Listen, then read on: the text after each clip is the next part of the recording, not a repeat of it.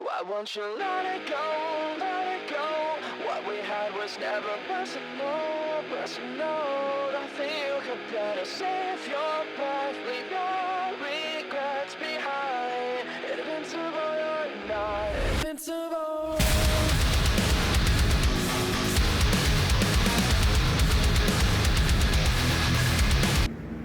All right, ladies and gentlemen, welcome to Approach with Caution podcast. My name is Adam. Next to me, I got Cody. What's going on? And by his absence, you can see Alex is not here yet. He overslept today, but we'll get him on soon. Joining us today is the former owner of Elite Wrestling. He was Elite before it was cool. Thank you for coming in, Manny Munoz. Yeah, thank you guys for having me. So we're going to go back to, we like to find out where your love for wrestling started. So when did you fall in love with professional wrestling? Oh, well, just like most people will tell you, it was when I was a kid, you know, growing up with the stars of like Hulk Hogan, and actually we were spoiled as kids because we had WCW, we had WWF at the time, and, you know, it just, it was an obsession with me and my best friends growing up. You know, we'd be making noise in the family room or the basement downstairs pretending we were Macho Man or Hogan. I even had a Tatanka phase where I would run around the basement and like thinking I was Tatanka. So that's definitely where it started. You have to thank Vince McMahon for that. I think everybody's early forms of wrestling comes when they're a little younger. I mean, me, I was probably 4 or 5 when I started watching wrestling, and that's usually the key demographic for wrestling. You want to start them early. Oh yeah. As they get older, you know, they hopefully stay in love with the businesses. I'm sure you still watch occasionally. Yeah. You know, and it's good to keep up with some. Mm-hmm. So, where did you get into the wrestling business? At what point did you start wrestling or training? So when I was about 16 years old, I realized that, you know, I was so in love with this, and then that's about the age where you start thinking, what am I going to do the rest of my life? And now I had no idea what the financial outlook was. I just said, you know what if I tried this? And then I got into, I told my father what I was interested in doing, and it just so happened that he had a friend that, you know, was a wrestler that was a security guard for his job sites, and that's where I got into it. You know, he made the introduction, and then before I knew it, I was training in Puerto Rico. Okay, yeah, Puerto Rico, they take wrestling very seriously. Whole nother level. Yeah, I mean, you know, when you go over there, you know, we got good guys here and bad guys here, but when you go over, especially as soon as you leave America, there's so many different audiences. You know, when you're outside of the 50 states, there's such a wide variety of people watching wrestling. Like, you know, in Japan, totally different audience. Oh, sure. You know, you go to Mexico and it's a totally different audience. So what's a little bit of the difference between here and where you started training, you know, our, you know, 50 states American wrestling versus the stuff in Puerto Rico? Oh, well, here it's pretty much known that wrestling is scripted. It's known. There's people in the island of PR that, despite you telling them or what's out in the internet or whatever, you can tell them, wait a minute. So they'll ask you in Spanish, wait a minute, you're saying that when somebody gets slammed through that ring, you're actually calling it in the backstage and blah, blah, blah. And we're like, yeah. I don't know, they go. They really do. Hey, so it was always an appreciation with those fans because, man, when they love you, they love you. When they hate you, they hate you. Right. I mean, and it's important to have that love because, you know, you don't want to go to a wrestling show, and I think a lot of people here do it. They go with the mindset of, oh, it's fake, it's this or that. So they can't fully invest in it. A lot of the detractors from wrestling are like, oh, that shit's fake. A lot of movies, you know, almost every movie you watch, same thing as professional wrestling, except there's no retakes. When you do it, you can't sub in a stunt double. You can't.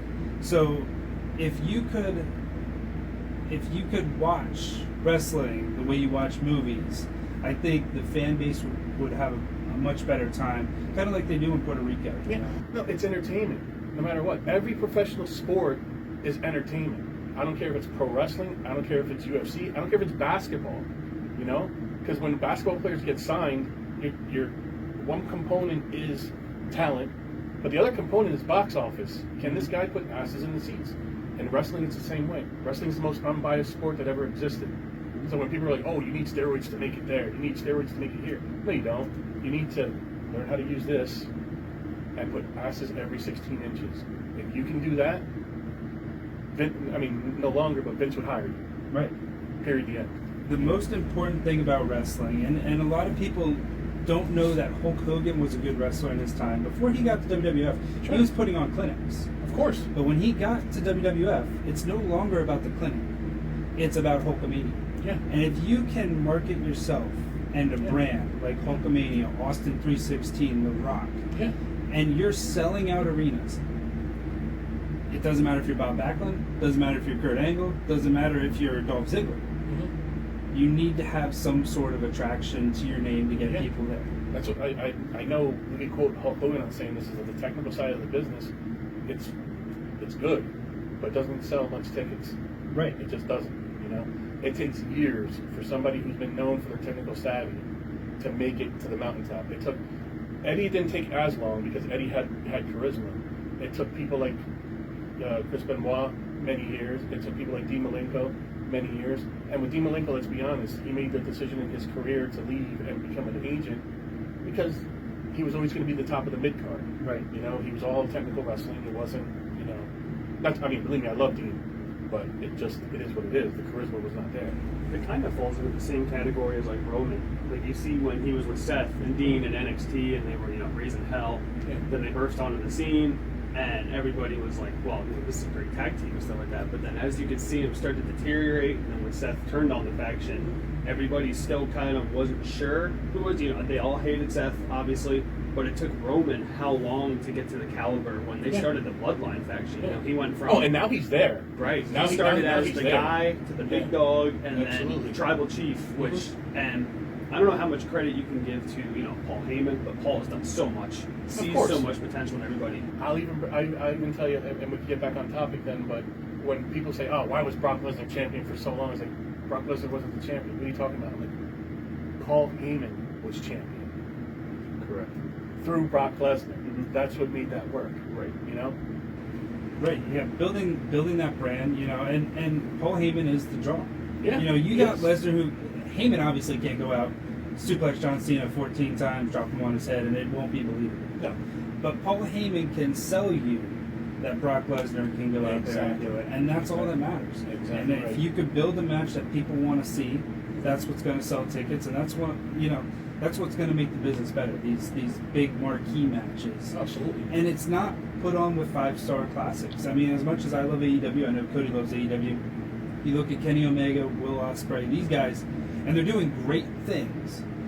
Unfortunately, it's not converting the way it should if it was all about wrestling and not about the personality. If they could add this like a story aspect to it too, because the whole lead up of like Lesnar conquering the streak, that's going to be talked about. Yeah.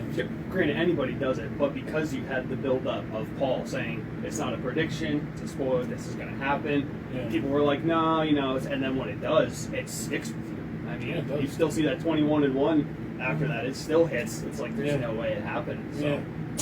It is crazy. So the first time I met you Sure.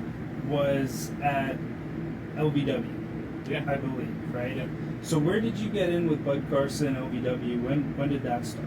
So when Bud had his shop in Linden Street, 1313 Linden Street, a place that I used to love going to, that was the wrestler nerd heaven.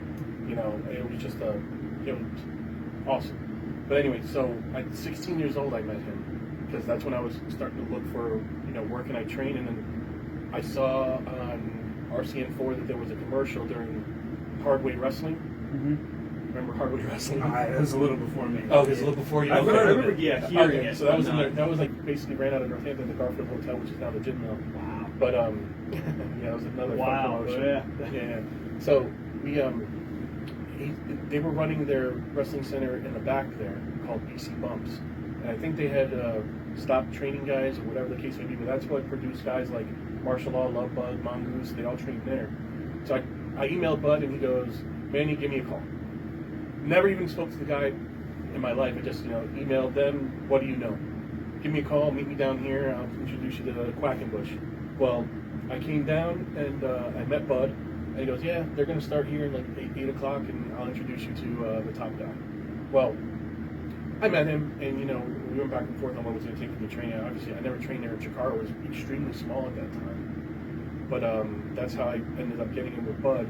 I went to Puerto Rico, trained, wrestled, and I came back, and then I went back and, "Hey, Bud, how you doing? Remember me?" "Yeah, I remember you.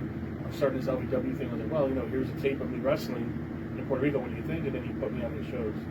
Yeah, that's awesome. Yeah. So we're going to get into a little bit more of LVW with you and Elite International, and we got some bigger stuff coming up. Like one of the bigger shows I've ever did was Elite Entertainment Elite Forever. That was one of the biggest shows I was ever a part of, and we'll talk a little bit more about that. We're going to take a quick commercial break, and we'll be right back with some more.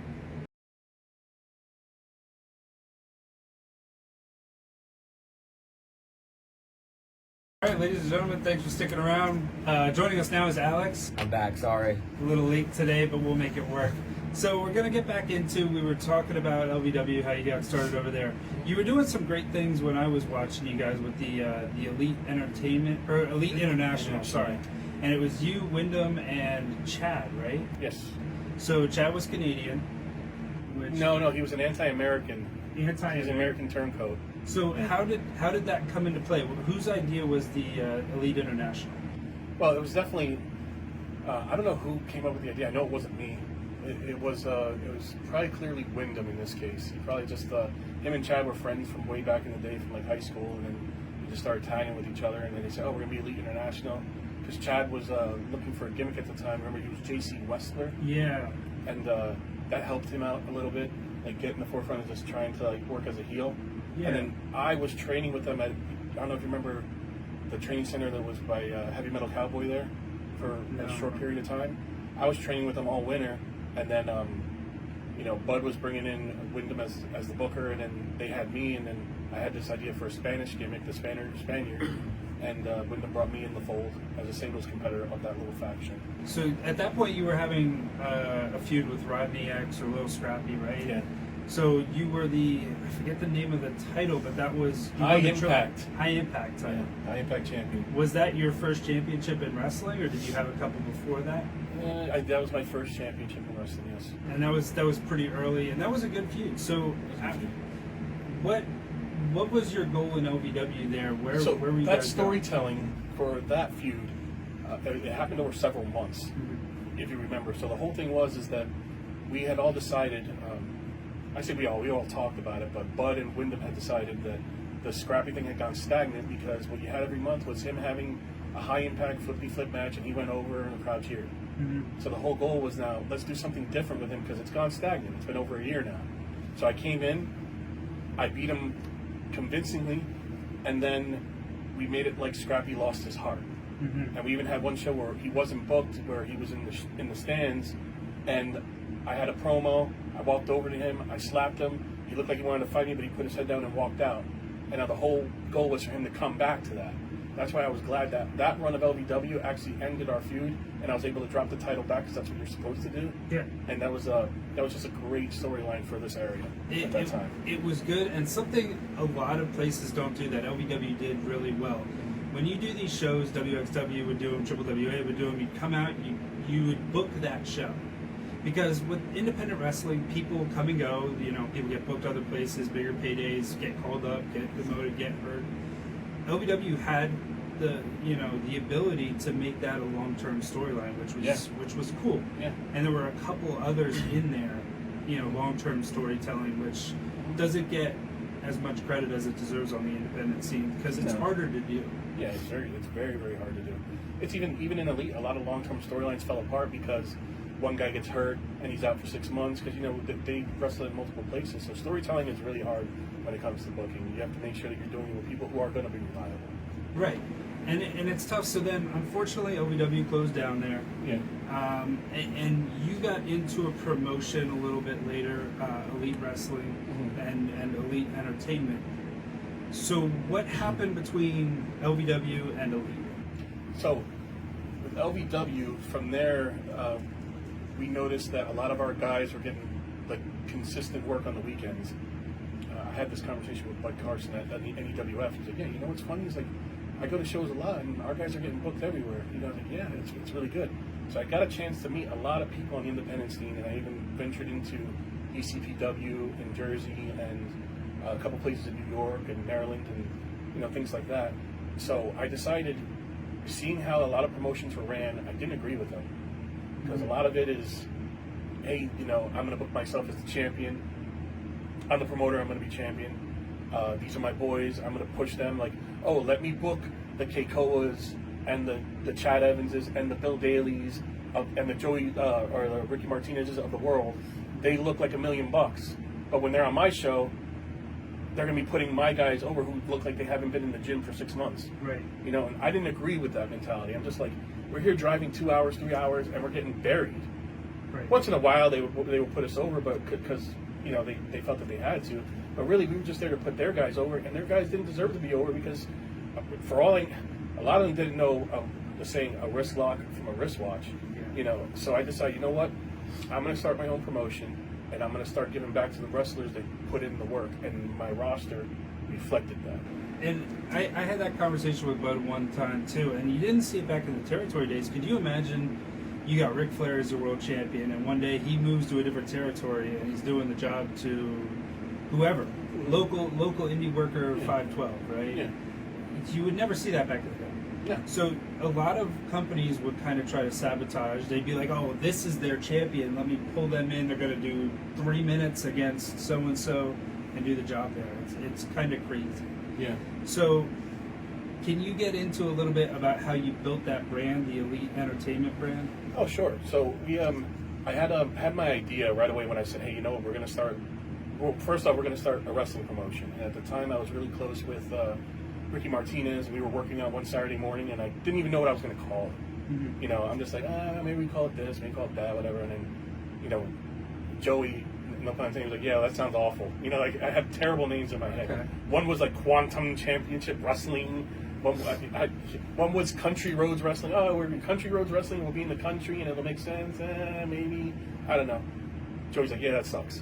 And then that's how it was coming up with podcasts. We're like, what are we going to call this? I'm sure. We spent 2 hours. Yeah. So then Joey says, you know what? Let's end it here. You're part of Elite International? Yeah. Elite Wrestling. There you go. Okay, done. You know, we went with that. And then Bill was actually managing the gym that we were in. I was like, hey, Bill, we're going with Elite Wrestling. He's like, yeah, sounds good. And that was it. That's it. Yeah, that was it. I mean, and it's good to keep it simple. And it went on. I mean, those shows were elite. When you look at the production value, you had a nice entranceway, you had a good ring, you had a lot of nice things that a lot of the local indies weren't going on. Yeah. So just quick at the entranceway, just so you know how people look at a product like Elite and they say, wow, they must have had money. I'm just going to flat out say we did not have money. Our entranceway was built from PVC. I have a construction background. So we had an entranceway built of PVC pipes, and the tarp, the white tarp surrounding it, was from a carport that was left over somewhere. oh, man. Yeah. So I'm not trying to diminish what we did. We Yeah. made it look good.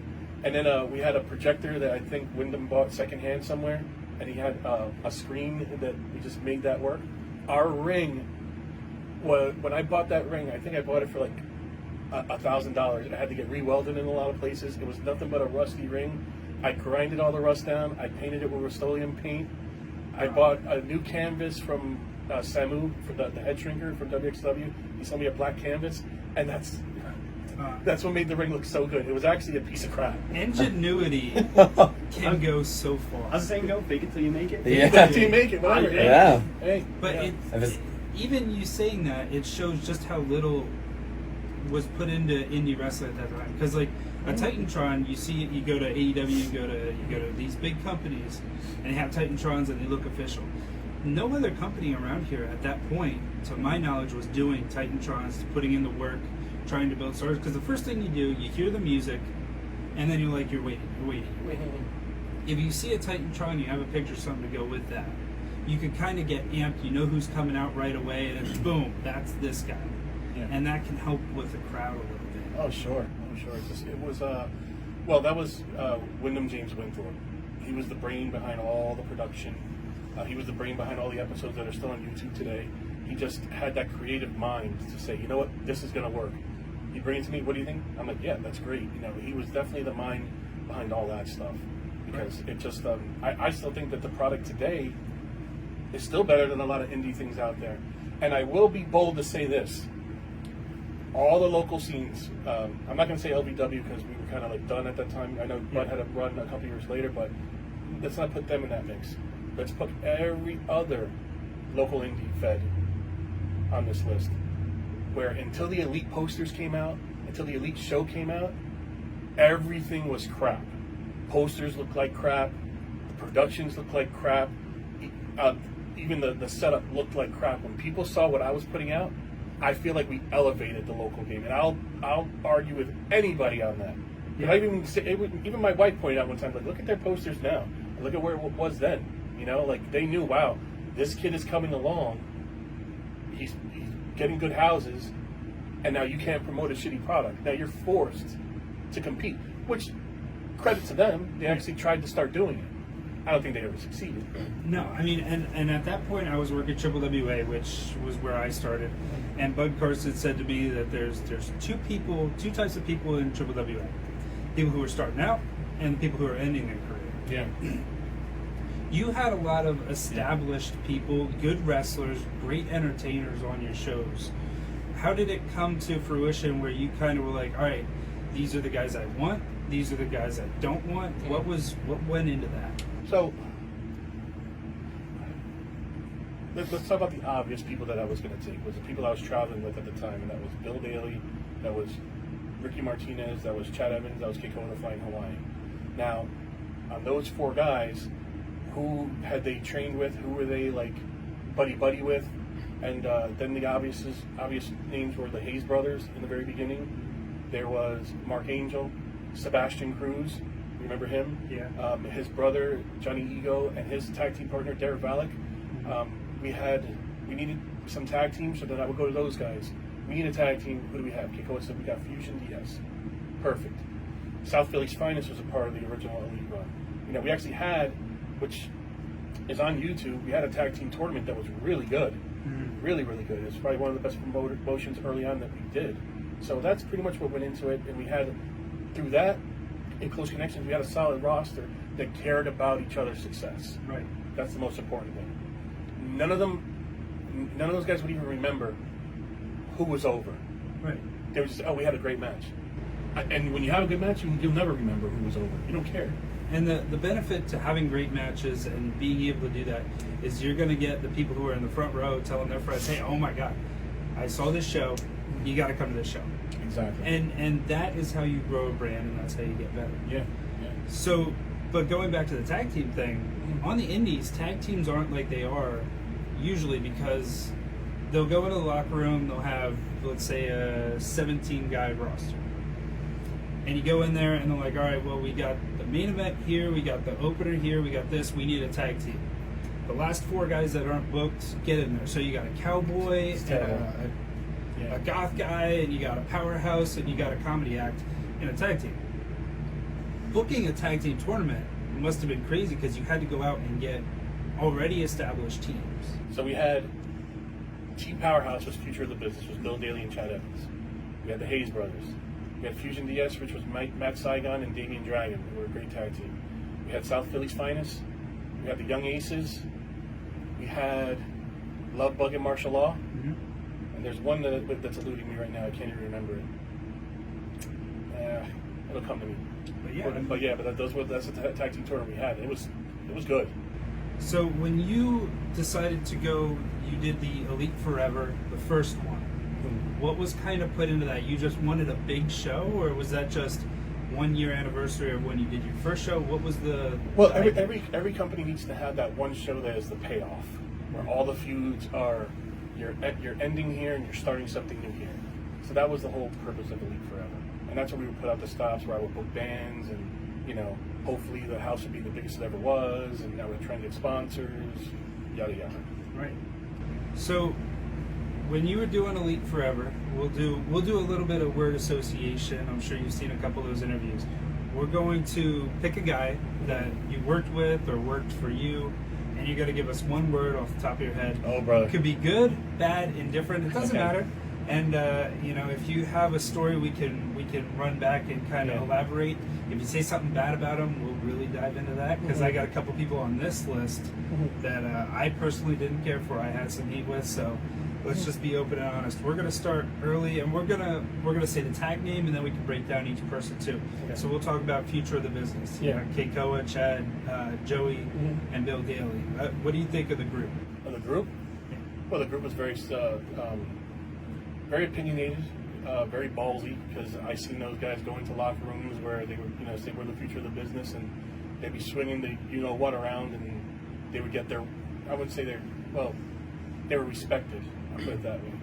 If I were to talk about Bill, I would say old school, definitely old school. You know, Keikoa, I would say athletic or dedicated. Chad, athletic, and I would say underachieving. He definitely underachieved in his career. And then Joey just still doing his thing. Joey, I think it's hard to get one word association. I would say friendly. You know, he's very easy to work with. I would definitely say something like that. I don't even know it's not one word. But. Yeah. So then we got Jimmy Nuts, who was there. Talent. Okay. And I said talent. He could have made it anywhere. He had the game on lock. Yeah, it was very entertaining. Got over with the crowd, which is the number one thing. And he had a good look. He had a gear. He clearly invested. He was professional. Right. He came in as a young kid, and he was just like anything you wanted him to do. He was game. If you had like 2 cents to throw in, maybe this, he either made sense or no. If you said no to him, he was like, okay, fine. You know, he didn't just throw a child tantrum and start throwing himself on the ground, you know? Right, yeah, you hear the stories all the time of the guys. Yeah, you hear the story of these guys coming in and the rookies. You know, it's always like, when I first got in, they're like, you're going to sit there, you're going to shut up, you're not going to say anything. Mm-hmm. So, like, it was cool that he was allowed to put his 2 cents in, but when you said no, it's like, all right, cool, I know my place. Yeah, exactly. It takes a long time for you to get to be the guy, to be like, this is what we're doing tonight, that's it. Yeah, and of course, in promoting, structure matters. Just talking about how somebody would come to me with an idea, but I was always the promoter. I always made sure there was management underneath me, and if people came with an idea, they needed to bring it to that person. Okay. And if that person said no, and they tried to jump above them and come to me, then I would get really pissed. Right. I know there were several times where certain people came up to me and said, "Hey, I have this and this an idea." Okay. Did you talk to Bill about it? Yeah. He said no. Did you talk to Wyndham about it? Yeah. He said no. And I would say, well, why the fuck are you talking to me then? Right. If they already said no. No, makes sense. Yeah. So we'll go to the next, the tag team, the throwbacks. You got Dasher Hatfield and Marcangelo Zeddy. Oh, my God. I don't even know if I know that many words. Mark, I would have to say disciplined. Okay. And then for Dasher, I would have to say a ring general. Okay. Ring general. Yeah. There's when we were at training sessions and then he was there was a time where he would say, "All right, man, get out of the ring. Let me teach this kid now." And by all means, that guy he knew the business and he knew how to work. Yeah, super nice guy too. Oh, you don't get much better than those guys. This one's going to be a popular one because I've never met anybody who had a negative thing to say about them. Dr. Frank. Dr. Frank, if I were parent. Okay. Like a parent. That man pulled us from the fire so many times, especially with the first Elite show, because we had, not the first Elite show, we had a comeback show that we were getting a little bit bigger, and our doctor actually canceled on us last second. And then through many channels, I think it was actually Don Matthews, who said, "Hey, my doctor, he's Dr. Frank Miscavige," which I had heard the name. And all right, well, let's see if he's available. Well, he's working LBW this Saturday. Let's talk to him. And I talked to him, and he came, and became a great friendship between me, my wife, my family, and his family. He's invited us over. Great person. And something a lot of people don't know about Dr. Frank was he was the king of the ring, Hell in a Cell match, out in Pittsburgh. Mm-hmm. He was the doctor for the WWF. You see him in there all the time. And for somebody who, I mean, that's obviously a go-to match that if you ask a non-wrestling fan, they'll be like, "What's a wrestling match?" They'll be like, "Oh, what Undertaker did that thing in the cage." And he's so humble despite being part of history. He's such a nice guy. Goes over the top for him. Well, I tell you what, I'll give you a Dr. Frank and WWE story. We were over at his house for a Christmas party, and he told me the story, and it was hysterical. That match you're talking about. So, you remember how Mick Foley had a big gash in his mouth? Yeah. Well, he said that he had Mick Foley on a conference table behind the scenes, and he's sewing up his mouth. And he said, some asshole then got in my light. And he goes, "Whichever asshole's in my light, get the fuck out of it right now." and he looks up and it's Vince. Oh no! Yeah, he told me that. Oh, It was the no. funniest story he told. I was like, really? And he goes, oh, I'm sorry. And then Vince's like, oh, no, I'll move. Like, I hate telling other people's stories, but that had to be said because that was such an awesome story when he told me that. Dr. Frank is such a Yeah. great guy. I saw him down at TNA at the 2300 Arena. Awesome. We actually talked about the Elite Forever 3 that we were both at, and he still remembers those shows. Now, he's done so many big things. He remembers so much about his career, and he just enjoys the business, which is special. You know, you'll get a doctor to come out, get their $300 payday, be like, thanks, and then leave. It's funny, when you get a compliment from him, it's not all like sunshine and rainbows. It's kind of weird because when he left that show, he goes, Manny, that was the best fucking indie show I ever saw in my life. Good job. And he walks out. Like, serious look on his face. I'm like, okay, I think that was a compliment. Right. No, and it means so much because he's it seen does, so 'cause many. He's seen everything. This is a man who was there when Austin broke his neck. He was there when Mick Foley went through the cage. He was there when Bart Gunn got knocked out at WrestleMania. This is a man who's seen a lot. Right. And for him to give me and my company, my guys, that compliment, it meant the world to me. It meant the world to me. So we got two more. We're going to talk about Love Bug. Yeah. Local legend. Love Bug was such a pivotal part of me working in wrestling also.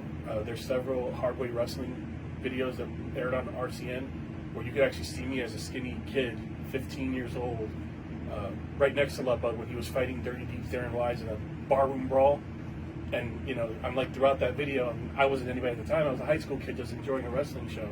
And then just meeting him and then working in the ring with him because he had a training center for a while too. It meant the world to me. And I had some great matches with him. Great matches. Such a great guy. And it goes to show his personality, how he was, because the wrestling business, you go back and forth, very cutthroat. Everybody wants to be at the top. You don't have a lot of friends, right, in the business. And the day we went to that memorial service for him, everybody went up. We were in a line for that 10-bell salute for him, and there are grown men crying. I cried. I think I was either next to you or one aside from you. And it was hard to keep your composure because when you see somebody pass away who's a brother, you know, somebody in the business, it's shocking and it hurts. That one was on a whole different level. Yeah, see, because we, as workers, it's almost like we have this whole life that's in front of people, and then we have a whole life that's behind the scenes. You know, people who pay for a ticket, $10, $15, $20, whatever, they're watching us perform. They don't know what the struggle is for us to get to that point. Right. We relate with each other like that. You know, we move people emotionally.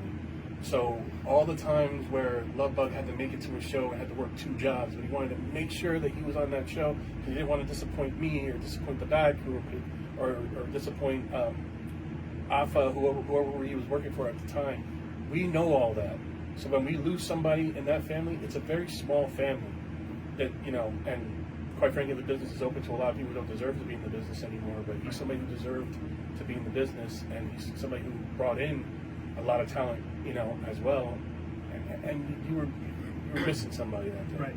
You know? Well, it's almost like I'm just getting into it, but when Bray Wyatt passed away, you know, and everyone, all the wrestlers came together, you know, during his memorial, and it was just a big thing. Yeah. You know, it's sad. It's It seems to be even in like indie stuff too. People forget, like, touching the topic you said, he had a home outside of wrestling. You know, Sure. these guys have families, Yeah. they have kids, lives, and it's almost like in some senses you don't really think about that because, like you said, you pay $15-$20, you come, You're thinking about the wrestler aspect you of it. perform, you have a Yeah. beer, food, you talk, like, hey, that was great, get pictures, autographs, and then merch, and then you leave. You don't think about them packing the stuff up, them having to drive home, and then paying, you know, the next day and go to their regular job. So for that aspect, I never really was into the indie stuff so much, never knew anybody in it, but I can respect and have a lot of love for the people that did that grind, did that. So stories of him, he definitely sounded like a trooper. And the last person I have on the list here is Wyndham James Winthorpe. Nah. You can Friend. curse if you have to. Friend, I would Oh, say. okay. Friend, definitely friend. And about as loyal as a friend as you could possibly have, because here's one thing is, whatever I end up doing in the future with the business, if anything at all, or whatever I've done in the past, I knew he was going to be the one that's going to be there and show up for you. because we had so many. We met each other when Bud was doing training exercises, which were shows behind Carson's Wrestling World. Yeah. They weren't exactly I remember 100% those. legal, but Those were rough. yeah. But my first night working there, I worked Wyndham. That's the first time we met each other. I didn't know that we were in the same high school and everything like that. I was popular. He was a dork. You know. That's, I guess that's one way to put it. yeah, those are the facts. You know, I'm just like, I didn't even know who you were. You know, like I played basketball and stuff in high school. A lot of people knew who I was. You're a science kid, you know. Exactly, whatever. You know. So we met each other, and then we hit it off, and then from that point on, we had an awesome friendship. Yeah, even to this day, like we'll call and we'll talk about politics for an hour. Yeah. We don't have to be wrestling. Right. And those are the best kind of friends, and you can build a lot of bonds and friendships through wrestling. Mm-hmm. You know, when you finally meet a couple of good people, it's hard to do, but there's a lot of good guys out there on the scene. Mm-hmm. So before we get to commercial break, I want to talk. You said there was somebody who threw themselves on the floor. Any time you want to name drop that person, I'd gladly let you do it. I don't think I should name drop him, but I will say it happened at LBW. It happened when Wyndham became the booker. And he said, listen, so-and-so, stop being such a child. You're not getting your way today. And then that person said, oh, God, and threw himself on the ground. That's it. I cannot tell you the name. It wouldn't be right. Well, when we cut off the record, of course. Okay, I'll I'll have tell to you. find out who that is. But we'll be back. We got a couple more things to talk about with Manny. We'll be right back with some more.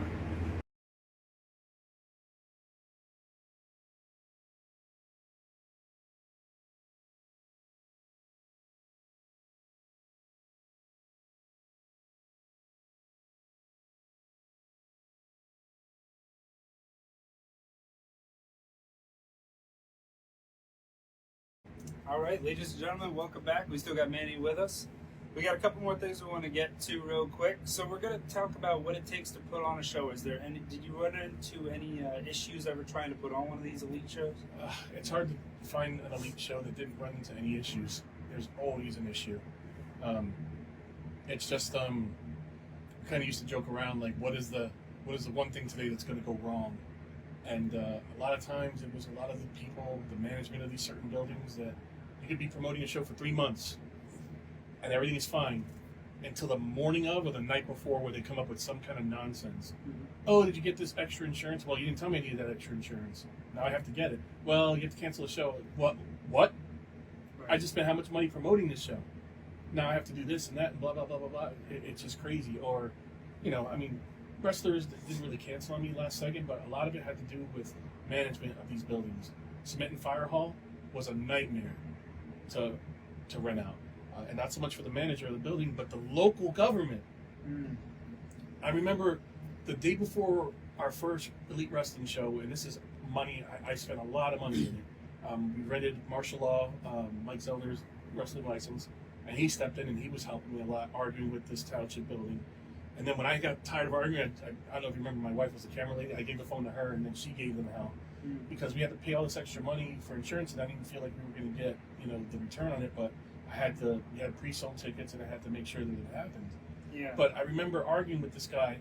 He was the deputy mayor. I'm the deputy mayor of Cementon, whatever the fuck. And I'm just like, well, you know what? That doesn't mean shit to me. Oh yeah, why not? I'm like, because it's Cementon and the mayor doesn't mean shit, so you're not going to tell me that the deputy mayor means shit. You don't mean shit. That was one of the things I said to him. And didn't make it easier for the rest of the day. Yeah, I can imagine. But then he was just like, yeah, but we'll see. You're going to have to come here in person now and give your insurance. Well, obviously he didn't know me, and I showed up in person. I was like, I want to give this to the deputy mayor. And then he came out, and he said, oh, hi. Yeah, we were the ones we were arguing with you before. I was there with my wife. And he was like, never heard an asshole stutter so much. Yeah. He was just like, okay, well, you have the insurance, so I guess we're good, and blah, blah, blah. I was like, yeah, sign this paper. Did you ever get Fuck out of here. Was there ever any issue with the State Athletic Commission? Because I know, I'm not sure if it was that time, but there was a lot of promoters calling and saying, hey, State Athletic Commission, they got to show this day, they got to show this day, they got to show. So I don't know who was doing it, but so that's actually a myth. Okay. People would always say, the guys from WXW called, or the PXW guys called, the Harvard guy. Nobody called. It was just a random drawing. I confirmed this with several people.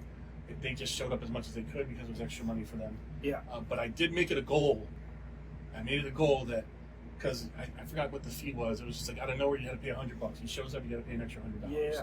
Sign this paper, $100. I made sure that when they came, we'd have all our ducks in a row, insurance, doctor, all that I was going to be a pain in the ass for them to deal with. Right. So whenever they said, "Oh, we got to check out Elite Wrestling," they were going to be like, "Oh man, I got to deal with this guy again." Right. That was my goal. And then he came with a smile. He's the only one who ever came to a show, or I was the only show that he came to, with a smile on his face. "Hey, Manny, how's it going?" Like, "Yeah, whatever. What do you want?" Yeah. "Well, I'm here to, yeah, doctor's right there. You know, you done?" Like, yeah. Put your head down, go away. You know? I for a long time, and working with Dino, I know he was part of the State Athletic Commission and this, that, and the other thing. I had a problem with the State Athletic Commission. They don't do, like, they say they're holier than thou, they come and this and that. All they're doing is taking money away from the promoters, taking money away from the boys. They come in, and like you said, they come in, they get their fee. Then they get their fee off of every ticket sold. Yep. So you got to pay these guys even if they don't show up. What are they doing for you other than making sure you're paying for a doctor? They're doing nothing. Paying the boys, paying this and that. They don't do blood testing like they do with fighting, like, you know, MMA, this, that, and the other thing. I can get it there. So I got to give credit to where it's due with John Trotsky going to court.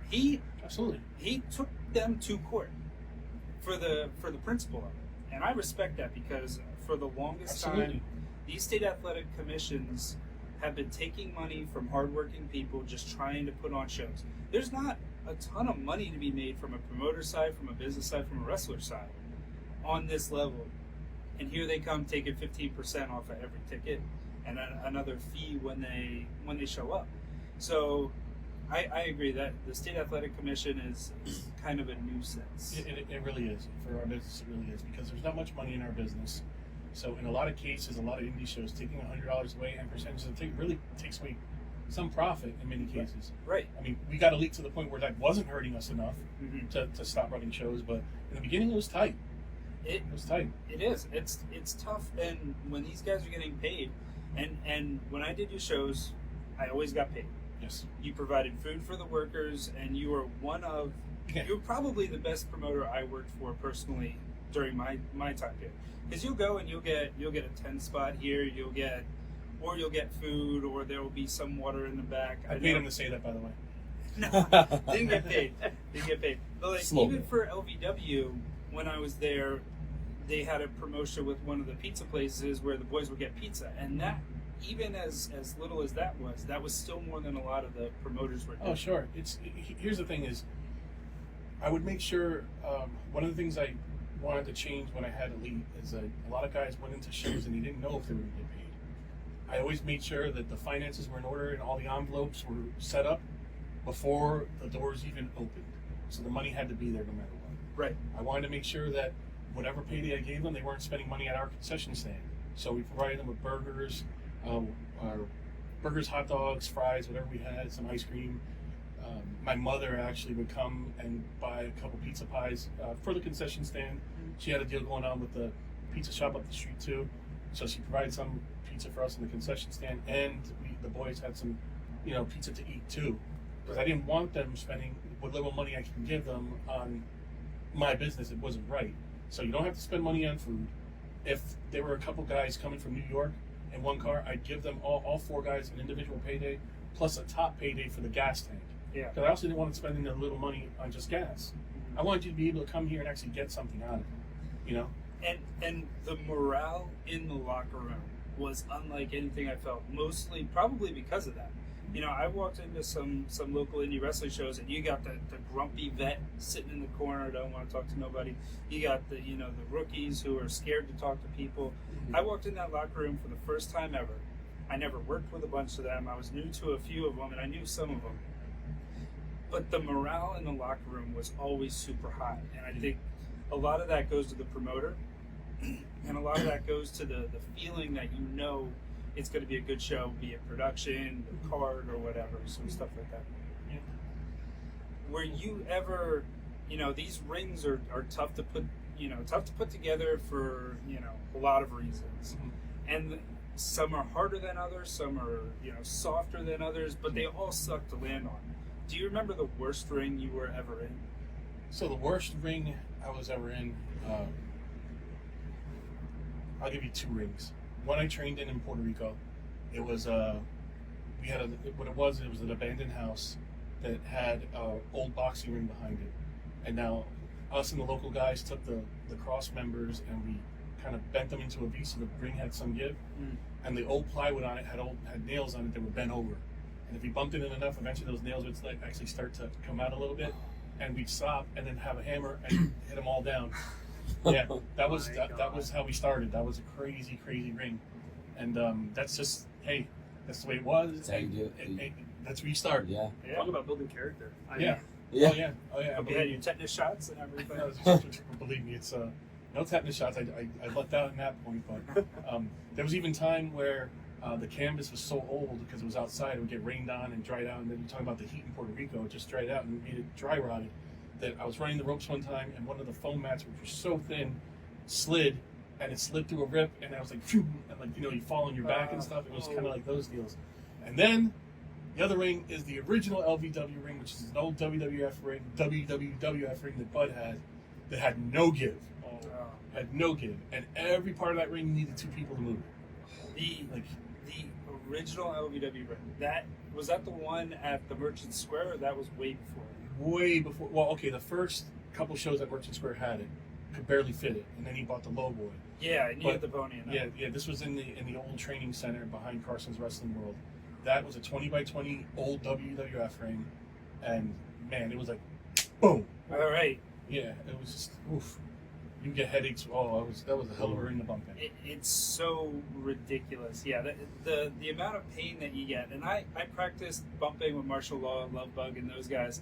And they're like, you got to do it this way. And I'm like, all right, do it once. And it's like, that didn't suck too bad. You do it 3, then you do it 5, then you do it 10. I'm like, you're not getting it right. Keep doing it. Yeah. And it's like, that will eventually mess you up. So I couldn't. So the equivalent of one bump is the same as rear-ending somebody in your vehicle.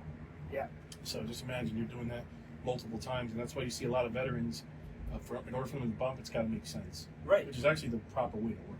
Definitely, yeah. You can't, once you're down, you can't go anywhere from there. You got to pick it back up and start doing it again. Now, are all the rings like the same, or are they different? Like WWE rings are different than like other rings? Oh yeah, they're all different. Oh, okay. They're all different. Gotcha. And they're all different from different generations, different types Gotcha. of wrestling. It's just and it's nowadays they get a little bit more spring because of all the stuff that they're doing. But like you go back in the 80s and the 90s when Hogan was doing a leg drop on concrete, like those rings had 0 give because they're not back in that day.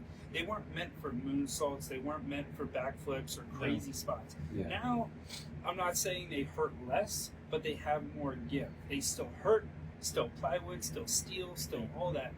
But it helps absorb a little bit of that blow. Sure. Did you get, wrestling is a macho sport. Did you ever get into any physical altercations, like a backstage, or did you ever get stiff or heat with anybody? when I started in Puerto Rico, there was one. I was wrestling a guy called the Power Tiger, and he didn't like that I was a young kid coming up, and he had several years underneath his belt. And what he did is, instead of calling it out, like he gave me a working kick to the stomach, and I bent over, and I'm right by the ropes, and then he didn't really wait for me to react. He just pushed me out of the ring. And I landed on my shoulder, almost my head. This is a concrete floor. And this show was promoted where I was living, so a lot of people knew me. And I had a real bad temper when I was younger. So the second, I was taught in the business by a guy named Faraón, who was a mummy gimmick in Puerto Rico, very popular. He said, if they hit you, you hit them back twice. Mm-hmm. So that ran through my head when I hit that concrete floor.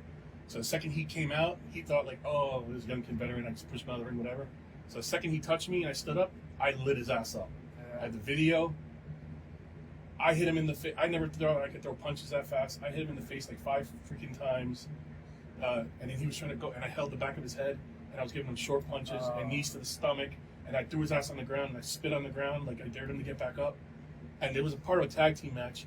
I went back in the ring, and we were over, and I was the illegal guy, and I just pulled up my tag team partner, and I pinned the guy at 1, 2, 3, and I said, match is over, and everybody started celebrating. I wasn't even the legal guy to pin him. I was just that amped up. Just get in there and get out of there. Yeah. So, Did you ever get any heat with anybody that there was like long standing like I won't work a show with this guy, or is there Like, ever not been- character-wise? No. I tell you what, I never really had that. There were several guys that I worked in the same locker room with. I don't say I worked with them in the ring, but I never really had that. I did have several times in the show. One time in the show where a guy stiffed me, and the guy who was booking the show told us what wanted out of us. He said, "Oh, I want you guys to open it up with some chain wrestling, really fast, and take it home within 6 minutes." It was made for TV up in Jersey somewhere. And for some reason, we lock up. Everything's going good for about a minute, and then he just starts chopping me, and he scissors me down to the ground, and it's a work. So I pancake flat, and then he just starts stomping on my back and hard. Yeah. And I turn around like, what the hell are you doing? And then he's not communicating with me. And then I stand up, he shoots me off, clotheslines me again. I go, I'm so pissed at this point. I say, just fucking pin me. Just file it, just fucking pin me right now. Pins me 1, 2, 3. He goes, yeah. And then I wait for him to get back in I'm trying to be professional here. Even though maybe this is not professional to this point, but I'm really heated at this point. Once again, I'm thinking, hit me once and I'm back twice. Yeah. That's what I'm thinking. I'm like seeing red here. I leave. I come out. I come out to the locker room and I'm looking around for him like a maniac. I see Keikoa because we traveled here, and Keikoa goes, "Hi, Manny." He went that way, and I go chasing, looking for this guy, and by the time I got down to the where everybody was dressing underneath, they told me he ran out with his bag, and ran to the car and then just took off. And then that was like the go ahead for me to get drunk all night, all pissed off. And then the guy who actually agented the match, Joey, Ricky Martinez, comes to me and says, "Hey, Damien wants to talk with you. Is it all right?" And then I told Joey, because his real name, I said, "Joey, you tell him that if he fucking comes near me, I'm knocking him the fuck out too." That's how pissed I got that night. I got paid, and the promoter wanted to bring me back. It was all apologies. He didn't know what really happened. I really don't know what happened because I had no heat with this guy. Yeah. I never even met him before that night. I don't know if he was told something in the back that I was running Elite Wrestling. I don't know what the case was. But even with everybody he was conversing with that night, I got along with too. So I don't know why somebody told him to do this. I just know that he fucking told him to do it to the wrong guy. Because even to this day, if I see that dude, I'm going to have words with him. Yeah. That's just the way it is. There was one time that I was working for Triple WA. And there was only one time where I said to Dino, if you ever book this guy again, I'm not coming to your show, I'm leaving. Okay. We were doing a show in Philly. I think it was like Holmesburg or something down there. It was like a Boys and Girls Club down there. Cujo, the Hellhound? Yeah. So him and this other guy had a match. It was a no-holds-barred match. I was like, cool. So before the show, I'm getting everybody's information. And this guy, I go up to him, I said, "Hey man, what's your weight? Where you from? What's your name?" Boom, boom, boom. That's it. That's usually all I get. If there's something else, I'll gladly add it. He gave me 3 index cards of things to give during his intro. And I was like, whatever. I'm still new. I'm like, whatever. You've been around a long time. I'll give you whatever. I have a mic. I'm in the ring. I'm doing his intro. He comes out with a mic. He's doing his intro. And I'm like, all right, whatever. They start the match. It's a no-holds-barred match. They start fighting. They go outside. Cujo hits him. They're in the crowd now. They're not in the ring. In the crowd, Cujo hits him with a steel trash can. He blades in the crowd, which big no-no. PA, they will shut your shit down real quick if you blade. And then in the crowd, leaves the blade on the ground. And I walk over. I'm like, what the hell? I put it in my pocket. I go to Dino. I was like, Dino, this guy bladed. We need to get it out of here. This guy was already drunk. I don't know why he was allowed to work that show. Then they keep going, they keep fighting. He gets taken down, rolls out of the ring, runs back to where his girl was sitting. He pulls out a taser and he charges the ring. Attacks this guy, and he's like, the wrestlers, the locker room empty. It was the first time the first and only time I've seen a locker room empty like that. Tackle this guy. He's got a taser. He's trying to tase people. And I went back, and during intermission, I said to Dino, if this guy's ever booked on a show, I'm turning around and I'm leaving. And I'm telling everybody why I'm leaving. And after that, that guy was never booked again. Thankfully, I don't geez. remember what his name was, but like you cannot be doing stupid shit like that. No, and that actually goes to the promoter. Like, why are you not vetting your people better? Those guys would have never made it to an elite roster. Right. Because by the time you made it on the elite roster, I knew what you were about. Right. I knew what your flaws were. I knew what set you off. I knew what made you feel better about yourself. I knew what you needed. I knew what you didn't need. I just knew. Right. You had to manage all these guys differently. Because when people say you're managing a business, yeah, but they are your business. Bill Daly had to be managed different than Wyndham. Wyndham had to be managed differently than Keikoa. Keikoa was managed differently than Ricky. Ricky was managed differently than Jimmy Nuts. Jimmy Nuts was managed differently than Matt McIntosh, and et cetera, et cetera. It was just like that. So, yeah, it's a horrible thing that happened in that story. It never would have happened at Elite. Even though we did have an incident that I think you know about at Elite one time, but yeah, it happens. All right. Well, we could always have you back on. We could talk a little bit about that. We got lots more stories to tell. But this is where we're going to wrap it up. So we want to thank Manny. Ooh, I'm having too much fun. We'll hopefully get you back on. Yeah. Man. We got tons more episodes coming up. So Thank you so much. Nice talking to you, man. And we will see you next week. Thank you very much. Have a great day.